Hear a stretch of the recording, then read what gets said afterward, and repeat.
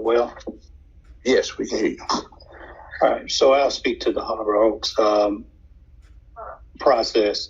And so when the lease was moved over and the city acquired everything, we also acquired the golf carts, the old golf carts. And when we laid out our plan to move forward with getting the golf course open, our initial start date was the, middle of July toward August.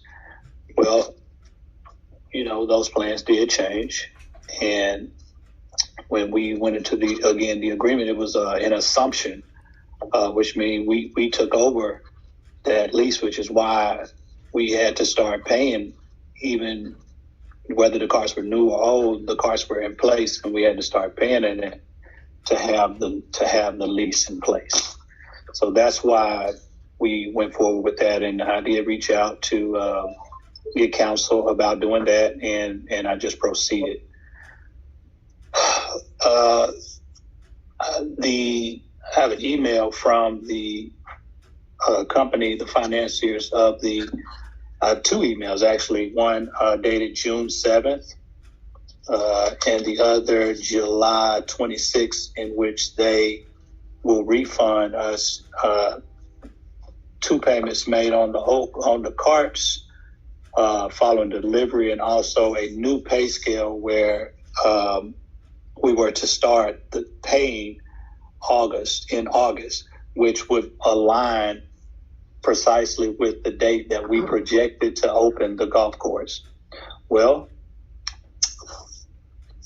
those projections had to be moved back to October because of both the weather and our ability to our manpower. But we have since addressed those, and we're moving forward, and the greens are being taken care of as we speak. They should be finished today. So that's really all of it. Without getting into just minute details, we acquired or took over the lease at Harbor Oaks, which made us responsible for everything there. We had to effectively, just like the electricity and all of those things, we had to effectively switch those accounts over to Parks and Recreation, which is why I signed them as authorized signer. And we just continue to move forward with our plans to open the course. So we needed the golf carts, and we would have had to pay whether they were old or new. The reason that they brought new carts is because in the negotiation at that time, I said, well, we're not going to pay, any money for old carts that have been here and been through a flood, et cetera. And he said, and the gentleman said, no, we will replace those carts. But wait a minute, I got a call. Okay, there we go.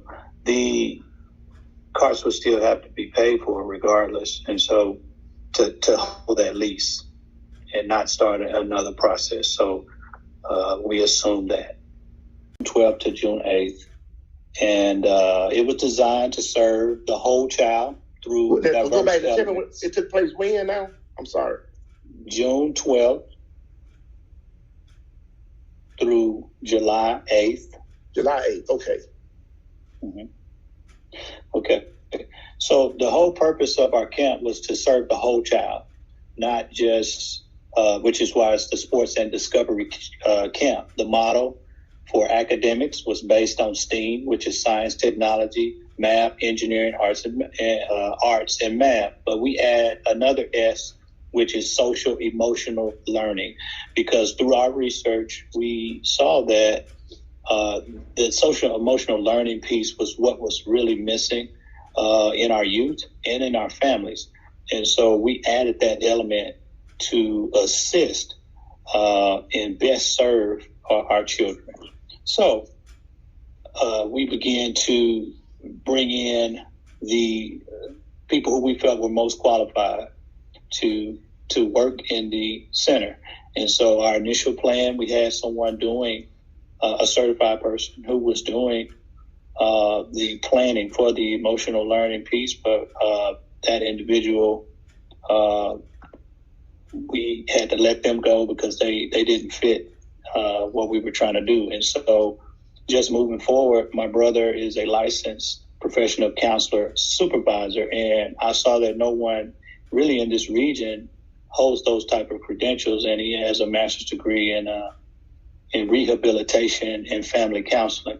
And so that was the first thing. The second thing was that he agreed to work for $25 an hour, where his regular fee is $150 an hour for his services. So we just moved forward to put that in place. The third thing was that as far as any nepotism concerns, we hired a program coordinator, and that program coordinator had to report to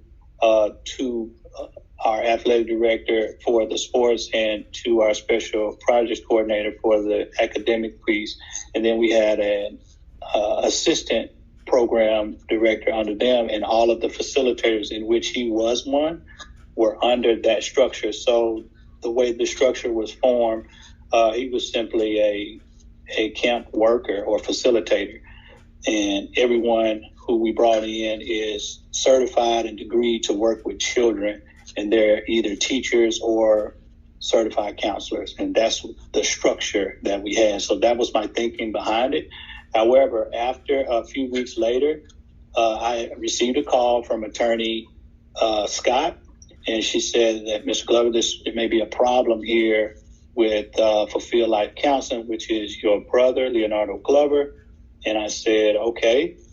And she said, well, I'll get back to you. And she did return an email and said that due to her interpretation of the nepotism policy, that he cannot render services to the city. The very next day, he wrote a letter saying that he sees that there is a conflict of interest. He returned the funds and went on to, apologize for any inconvenience. And that's pretty much where we stand.